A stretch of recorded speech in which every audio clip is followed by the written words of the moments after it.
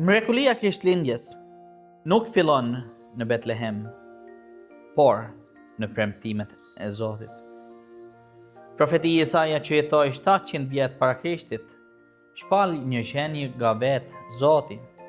Dhe ai shkruan: "Ja, Virgjëresha do të mbetet shtatësën dhe do të lindë një djalë dhe do t'i vërë emrin Emanuel." Kjo nuk është një shenjë që bazohet në përpjekjen e njeriut. Këtu nuk thuhet asgjë për atë që ti duhet të bësh, të arrish apo ta fitosh. Virgjëresha mbetet shtatësën. Një fëmijë lind, Zoti vepron. Dhe fëmia merr emrin Emanuel, që thot Zoti me ne.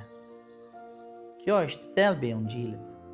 Zoti nuk vjen tek ne sepse jemi të devotshëm ose të fortë, por pikërisht sepse jemi të dobët dhe kemi nevojë për të.